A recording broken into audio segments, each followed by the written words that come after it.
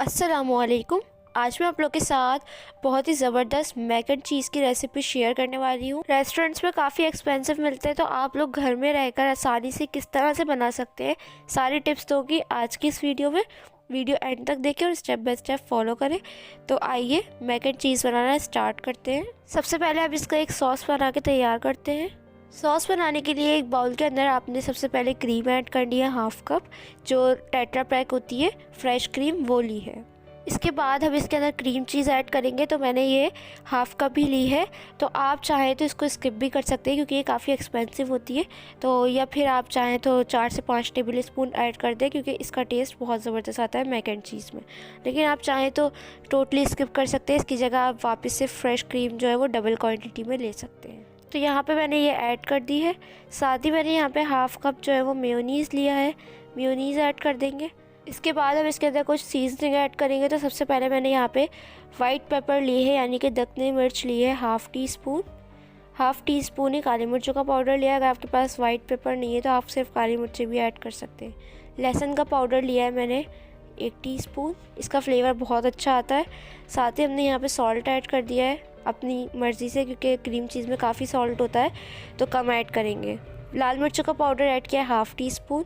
आधा कप जो है वो दूध शामिल कर दिया क्योंकि हमें इसको थोड़ा सा डाइल्यूट करना है। अब आपने इनको अच्छी तरह से मिक्स कर लेना है कि स्मूथ सा पेस्ट बन जाए, क्योंकि क्रीम चीज़ जो है वो काफ़ी लंबी हो जाती है।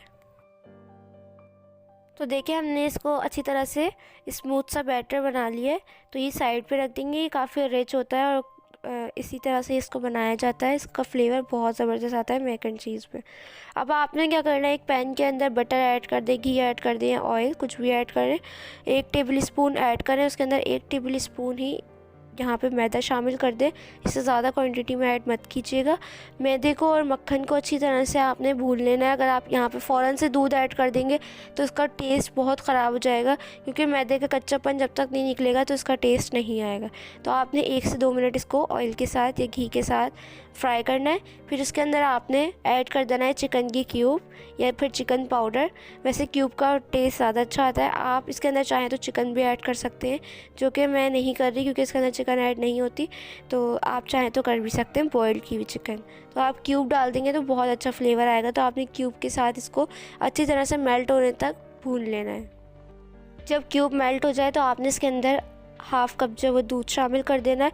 तो मैंने हाफ़ कप दूध जो है वो थोड़ी थोड़ी क्वांटिटी में ऐड किया था, ताकि एकदम से लम्स ना बन जाए। फ्लेम को बिल्कुल लो पे करके फिर ऐड कीजिएगा, क्योंकि आपने इसके अंदर मैदा डाला है तो वो लम्स बन जाते हैं। तो आपने बाकी का बचा हुआ दूध भी शामिल कर देना है और उसको अच्छी तरह से मिक्स कर लेना है। फिर आपने फ्लेम को थोड़ा सा खोलना है ताकि इसके अंदर थोड़े से बबल्स आएँ, पकना शुरू हो। तो देखिए यहाँ पे जैसे ही बबल्स आना स्टार्ट हो जाएं तो आपने इसके अंदर हाफ़ कप जो है वो पास्ता वाटर ऐड कर देना है। जिस चीज़ में मैंने मैक्रोनी बॉयल की थी वो पानी जो है वो हमने बचा लेना है। फिर वो आपने इस पर ऐड करना है। इसकी कंसिस्टेंसी जितनी आपको चाहिए हो तो आपने पास्ता वाटर ही ऐड करना है। तो आप इसके अंदर 1 कप भी ऐड कर सकते हैं क्योंकि ड्राई हो जाती है बाद में, इसलिए आपने इसकी क्वांटिटी ज़्यादा ही रखनी है, भले से कितना भी पतला हो जाए। फिर आपने इसके अंदर जो हमने क्रीम का मिक्सचर बना के तैयार किया था वो सारा ऐड कर देना है इस पॉइंट पे, और इसको अच्छी तरह से मिक्स कर ले ताकि जो लम्स बन रहे हैं वो ख़त्म हो जाएं। तो इसको मिक्स करके एक स्मूथ सा बैटर बन जाएगा। क्रीम का मिक्सचर ऐड करने के बाद मैंने हाफ़ कप पास्ता वाटर और ऐड किया था, ताकि इसकी कंसिस्टेंसी बिल्कुल अच्छे से आ जाए, क्योंकि हम जैसे ही मैक्रोनी ऐड करते हैं तो फिर वो काफ़ी थिक हो जाता है। तो मैंने यहाँ पे येलो फूड कलर थोड़ा सा ऐड किया है पानी में डिज़ोल्व करके, क्योंकि मेरे पास पाउडर वाला था। ये इसलिए ऐड किया है क्योंकि मैक एंड चीज़ का कलर जो है वो चेंज होता है, येलो कलर में होता है, तो इसलिए मैंने ऐड किया। वैसे आप चाहें तो ना भी ऐड करें। इसके अंदर मोज़रेला और चेडर चीज़ दोनों मैंने मिक्स करके ऐड कर दी थी हाफ़ कप। आप चाहे तो स्किप भी कर सकते हैं कोई, या फिर एक भी ऐड कर सकते हैं। सिर्फ मोज़रेला भी ऐड कर सकते हैं या फिर सिर्फ चेडर भी ऐड कर सकते हैं, या चीज़ स्लाइस है जो भी आप ऐड कर सकते हैं। यहाँ पे मैंने 2 कप मैक्रोनी को बॉईल करके रखा था, ये ऐड कर देंगे। मैक्रोनी सारी एकदम से ऐड नहीं की है मैंने, पहले 1 कप ऐड की है, क्योंकि एकदम से सॉस कम पड़ जाए तो फिर आपने क्या करना है, आपने पास्ता वाटर ऐड करना है।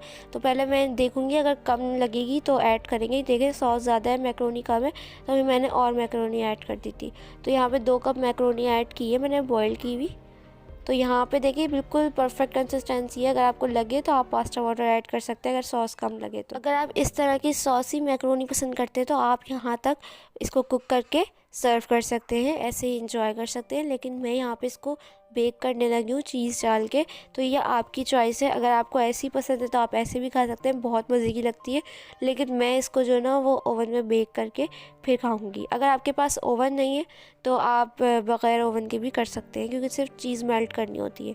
तो बस आपने जल्दी से मैक्रोनी जो है वो किसी बाउल के अंदर ऐड करनी है जो कि ओवन प्रूफ हो, और इसके ऊपर मैंने चेडर और मोज़रेला चीज़ मिला के ऐड कर दी थी। आप सिर्फ मोज़रेला या फिर सिर्फ चेडर भी ऐड कर सकते हैं।